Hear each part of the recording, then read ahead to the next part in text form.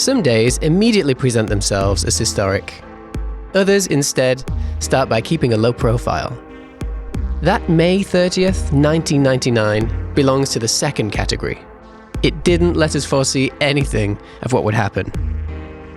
The 15th stage of the 82nd edition of the Giro, departure from Racconigi, arrival at the Santuario di Oropa, 163 kilometers overall, with a final climb that in the past has put champions such as Miguel Indurain in trouble. But cycling can surprise in the most unthinkable ways, maybe with a chain that falls, and then with an incredible comeback. May 30th, 1999, a day that began like many others, which entered history and stuck firmly there, even if that edition of the Giro would later be overshadowed by other stories. Despite everything, Oropa remains the ascent in which Marco Pantani, at the peak of his career, performed a miracle. For those who were there, it was one of those days you can never forget.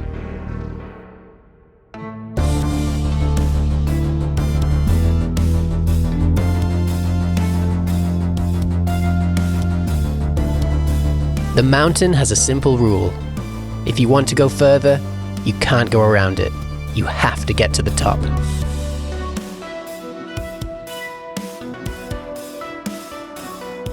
This is in Cima, the greatest Girod'italia climbs. Produced by Dogge in association with Agenzia ICE for an appreciation of the best that Made in Italy has to offer. Episode 1, Santuario di Oropa, the Great Comeback.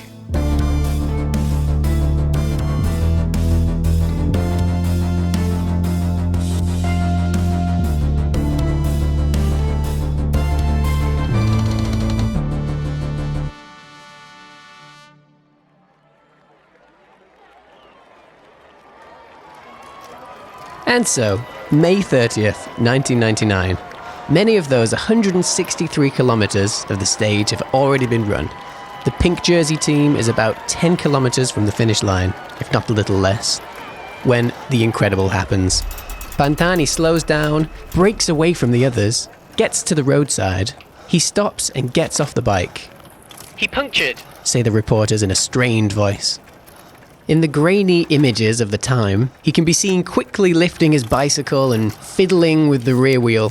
His movements are nervous. His hands appear to be shaking. The voice of the commentators, not really understanding what's happening, is cracked by the shock. Marco Pantani is alone on the side of the road. We still don't know exactly what happened, but whatever it is, it happened in the wrong spot. The peloton just passed through streets so narrow that the team cars were unable to move forward with the athletes. Then a man dressed in blue appears next to the pirate wearing a t-shirt and Bermuda shorts. He quickly gets out of a car and comes to his aid with agitation. He carries a wheel with him, ready to change it, then reaches for the rear hub. The footage doesn't show his face, but it's easy to imagine his expression. He has to know what is at stake. It soon becomes clear who he is, a Shimano technician, and he understands exactly what the matter is. The chain! By changing the ratio, going from 39 to 53, the pirate's bike chain broke.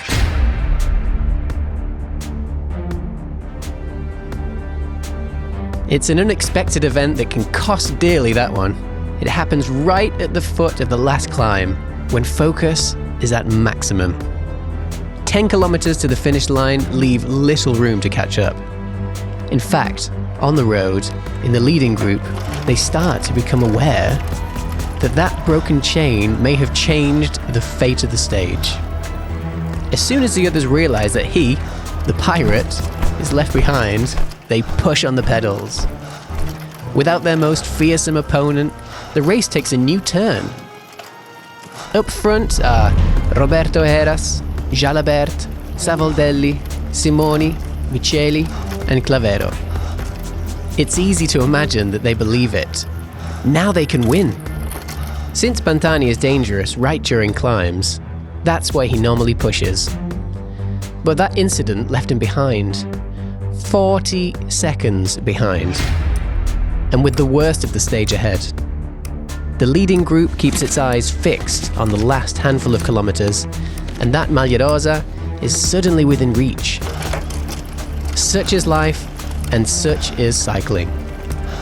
What matters is tenacity, resistance, preparation, but so does someone's misfortune that becomes an opportunity for someone else. Pantani is stuck. The others pedal. These are 40 long seconds in which time seems to stop. Then the champion gets back on the saddle. The man in blue pushes him with a hand on the saddle and runs with him for a few meters. His run hints of desperation, and Pantani gets back on track. The road leaves Biella behind and begins to climb, steep and getting steeper. These are the worst conditions to chase the group and catch up, even for a champion. But the fact is, Pantani is different.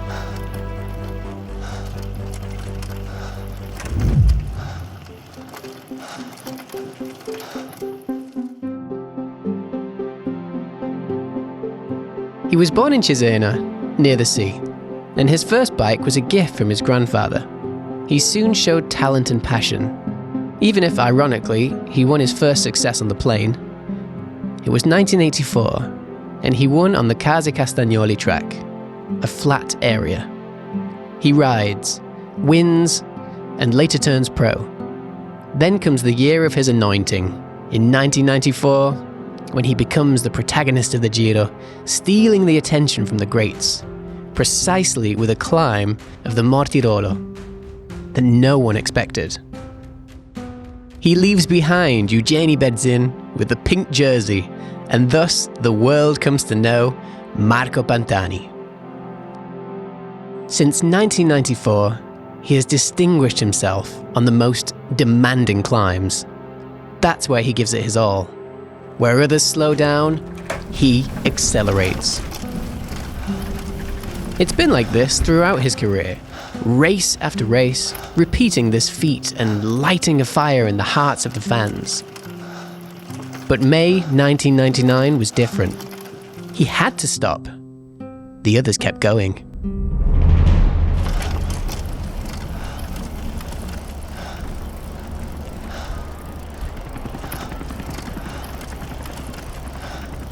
The pirate then starts again. The team is there for him. Velo and Borgarese have noticed his absence and are waiting for him. The aerial shots show them in the center of the asphalt road next to each other. They left a space between them for the captain, and they look back, looking for him. Next to them is the yellow team car.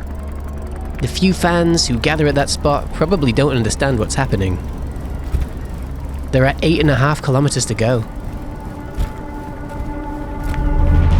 Pantani catches up with Velo and Borgarese, gets on track and catches up with the rest of the team.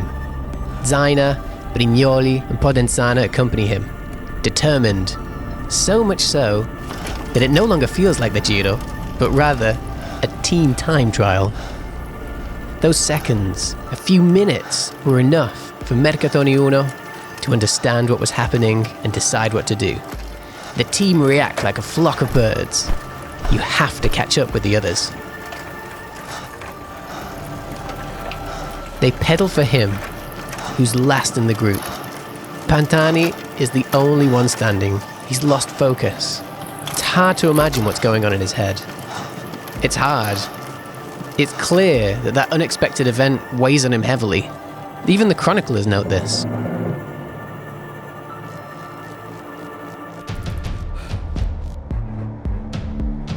However, others have no doubt about what needs to be done. Stefano Garzelli, Marco Velo, Simone Borgarese, Enrico Zaina, Ermanno Brignoli, and Massimo Podenzana. They're compact, determined, with their heads down and forward, without letting uncertainty slow them down. Like a train, they stay with the captain until halfway up. They bring him there. And so, one by one, they catch up with their first opponents. They get up to them, pass them, and leave them behind. In the voice of those who comment live on the stage, you can hear the discomfort of having to talk about a champion who was left at the bottom. "He's not sharp," comments the journalist, looking at him behind his team. But it's natural in that situation. Nervousness gripped him. They repeat it over and over in the commentary. "He's not sharp." An undoubtedly nervous Pantani playing defense.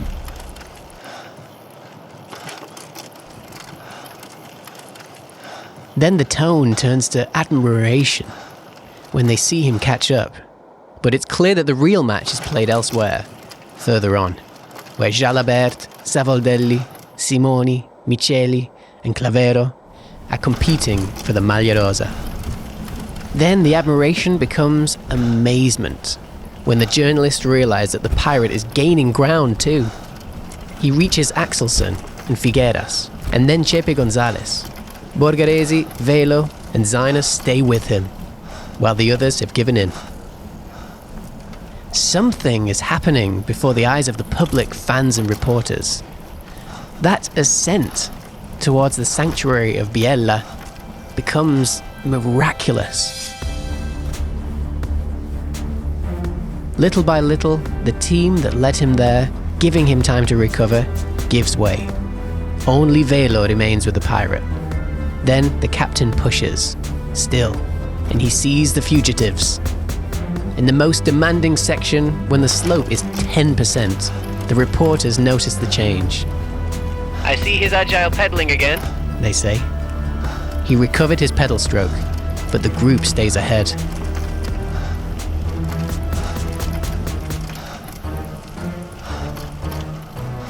Less than 6 kilometers from the finish line, alone, after breaking away from Mercatone's teammate, he pushes again. The climb becomes more impervious. Here, some give way, some fly, and Pantani belongs to the latter category. He follows the line of the first group. The finish line is near. It passes through two sides of a crowd. The fans cheer him on. They shout, stretch out their arms, and occupy part of the street. He remains impassive. He rides. Heras is in the lead, on the run. A nice stage. Shame about the accident with the chain, they comment with regret. Evidently, the pirate sees it differently. He joins the group with Savoldelli, Simoni and Clavero. The Spaniard Heras is on the run. Jalabert chases him. Gotti is feeling fatigued. As Pantani gains meter by meter, the enthusiasm ignites. Jalabert attacks and overtakes Heras. Everyone's attention is on the Frenchman and the Spaniard. They don't pay attention to Pantani, who's still behind together with Savoldelli, who, however, takes advantage of every climb to push. There is a moment in those last kilometers in which a boy with bare chest, shorts and a hat on joins Pantani, shouting encouraging phrases at him, running with him. We can't see his expression, but it's clear he's suffering with the pirate in that moment. This is what Pantani does. In Oropa and on every other climb, he takes his fans with him, suffering and winning. During those last kilometers, the boy with the hat is Pantani. We are Pantani. On that bicycle, he shows us what we all need to hear. That it's never over until we decide so. That you can win even when everything suggests otherwise. The Frenchman is about 20 meters away, looking for that stage win. And Pantani keeps going. A steamroller, they call him. Misfortune has unleashed something within him, they comment. We can only imagine the effect of seeing the pirate arrive, of hearing him behind you after you were convinced that the race was over for him. He's caught up and surpassed them all. Up to Laurent Jalabert, who had worn the Maglia Rosa for several stages, and was racing to get it back. We are 3 kilometers from the finish. There's very little left now.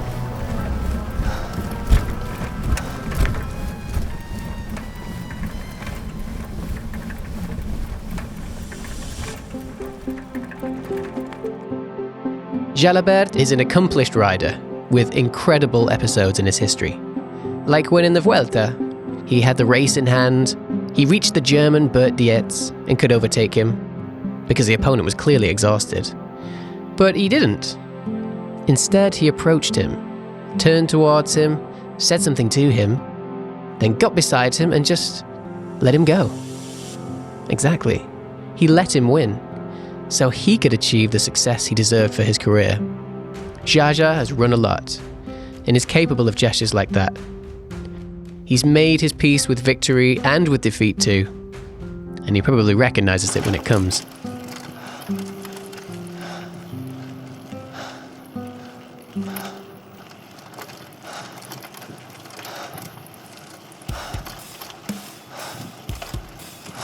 The Frenchman then understands what is happening. On his face there is the fatigue of the climb, but the reporters also speak of resignation. Perhaps the only one who's not fully grasped the situation is him, Pantani. He rides on that climb that had already been fought for 5 times in the history of the Giro. The one that in 1963 had been conquered by Vito Taccone, who ran fast to distance himself from the poverty into which he was born. A climb that a few years earlier, in 1993, Massimo Girotto had defined as a stage that needs to be addressed respectfully. The pirate looks Oropa in the face and leaves them all behind, even Jalabert. Then he crosses the finish line alone. The cheering around him is reminiscent of the biggest sporting events. It's deafening. He doesn't get up. He doesn't give up. He doesn't lift his arms. He stays focused, as if he needs a few seconds to understand what he just did, to accept that he really made it, as if Pantani were capable of surprising even himself.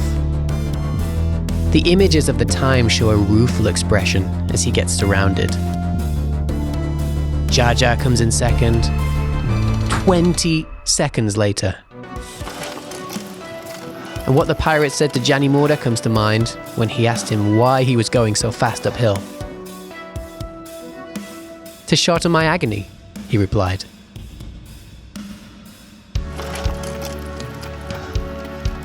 That day, towards the Santuario di Oropa, Marco Pantani consolidated his leadership in the standings. But as sometimes happens in two-wheeled racing, what you win can't be described only in positions in the standings or gaps in seconds. By crossing the finish line of the Santuario di Oropa, Marco Pantani achieved a historic feat. Numbers will never describe an athlete like Pantani, although there is one that certainly helps to measure his greatness. 49. This is the number of opponents he caught up with after getting back on the saddle that day in May. All of them, up to the first place. When interviewed, Paolo Savoldelli said, "I don't look at Pantani because everyone knows that Pantani is superior. I look at those behind." And then he repeats it. Pantani is superior. A sign placed on the road marks the point where the chain broke, stopping the pirate. What happened next is imprinted, indelible, in the memories of all those who witnessed the great comeback that day at the end of May.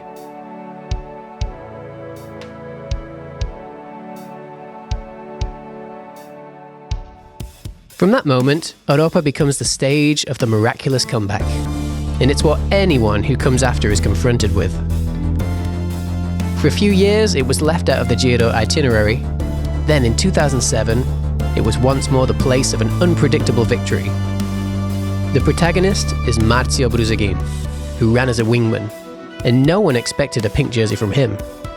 They asked him, "How did you do it?" And Brusaghin replied that he followed the piece of advice given to him by a friend's grandmother: never shave before winning. 24 years after Pantani's comeback in the Santuario di Oropa, where there is a gallery of the ex-photos, the Pirates' 99 Maglia Rosa is on display. He gave it to them autographed. On Sunday morning, you can sometimes meet people who go up here to have breakfast and then stop to clean the display case. A miracle. The kind that only Pantani could do.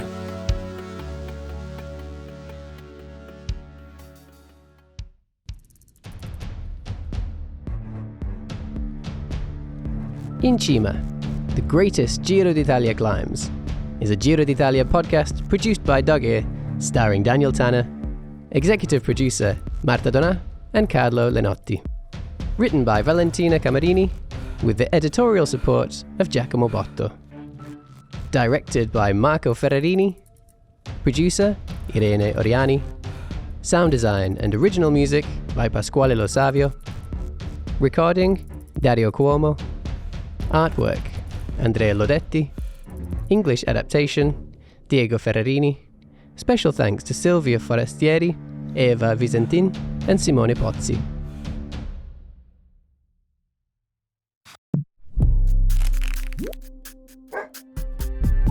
Una produzione Dog Ear.